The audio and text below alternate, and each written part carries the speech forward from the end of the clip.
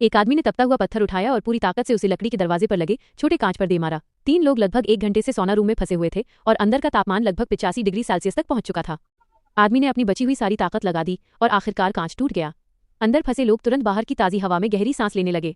सौना रूम में कुल 4 लोग थे। एक का नाम लीसा, दूसरी डैक्सी, कांच तोड़ने वाला आदमी मार्टिन और चौथा बेक था। थोड़ी देर पहले बेक का अपनी गर्लफ्रेंड लीसा से झगड़ा हो गया था। गुस्से में बेक ने पास रखी सीढ़ी को गिरा दिया और फिर उसे लापरवाही से एक तरफ रख दिया। उसी छोटी सी गलती से ये भयानक हादसा शुरू हुआ। मार्टिन बेक को शांत कराने गया था, लेकिन जब उसने सौना का दरवाजा बंद किया तो किसी ने ध्यान नहीं दिया कि बाहर रखी सीढ़ी धीरे धीरे खिसककर दरवाजे के सामने आ गई। कुछ देर बाद जब लीसा बाहर जाने के लिए दरवाजा खोलने लगी तो दरवाजा खुला ही नहीं। उन्होंने दोबारा कोशिश की, लेकिन इस बार सीढ़ी पूरी तरह दरवाजे के सामने अटक गई थी। अब दरवाजा अंदर से भी नहीं खुल रहा था और बाहर से भी नहीं धकेला जा सकता था। मार्टिन ने पूरी ताकत से दरवाजे को धक्का दिया, लेकिन दरवाजा बिल्कुल नहीं हिला। लीसा जोर जोर से मदद के लिए चिल्लाने लगी। मार्टिन ने कांच के नीचे से बाहर देखा तो पता चला कि बाहर कुछ दरवाजे को रोक रहा है। लीसा ने कांच को जोर जोर से पीटा, यहां तक कि लकड़ी की बाल्टी से भी मारने की कोशिश की, लेकिन कांच नहीं टूटा। इसके बाद मार्टिन तौलिया लेकर हीटर के पास गया, एक लाल गर्म पत्थर उठाया और जमीन पर फेंक दिया। फिर उसने डैक्सी से कहा कि पानी की बोतल बाल्टी में डालो। उन्होंने पत्थर को पानी में डालकर थोड़ा ठंडा किया और फिर मार्टिन ने उसे उठाकर कांच पर पूरी ताकत से दे मारा। आखिरकार कांच टूट गया।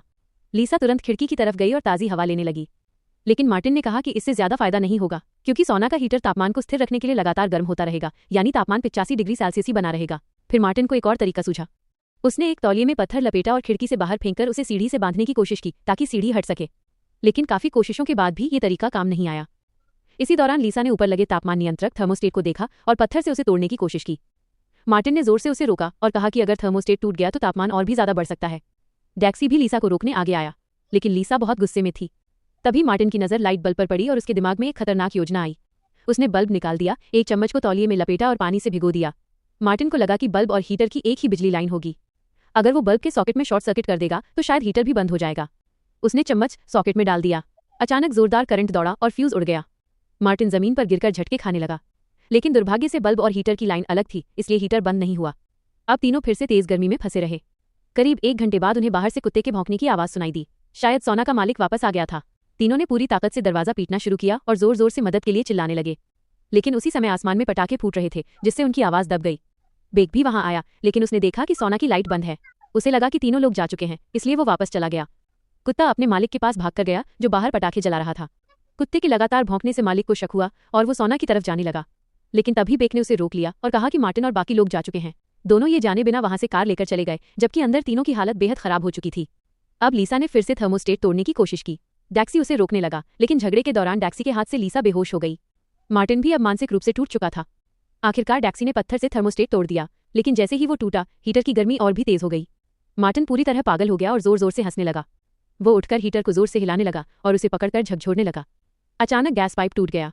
हीटर बंद हो गया, लेकिन गैस लीक होने लगी और एक बड़ा धमाका हुआ। धमाके में मार्टिन की मौत हो गई और दरवाजा टूटकर खुल गया। डैक्सी बाहर भागा और एक बोतल उठाकर पानी पीने लगा, लेकिन अचानक पता चला कि ये सब सिर्फ डैक्सी की कल्पना थी। असल में गैस अभी भी लीक हो रही थी और बेक बाहर बैठकर अभी भी शिकायत कर रहा था। डैक्सी ने लीसा को दरवाजे के पास खींचकर लिटा दिया ताकि गैस कम लगे।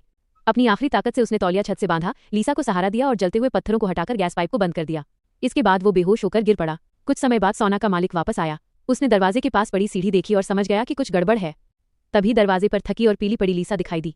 मालिक ने तुरंत पुलिस और एम्बुलेंस को बुलाया। पास में बैठा बेक अब पछतावे में डूबा हुआ था, लेकिन अब बहुत देर हो चुकी थी। डैक्सी एम्बुलेंस में होश में आया और उसने लीसा का हाथ कसकर पकड़ लिया। यहीं पर फिल्म खत्म होती है, लेकिन मार्टिन हमेशा के लिए इस दुनिया से जा चुका था।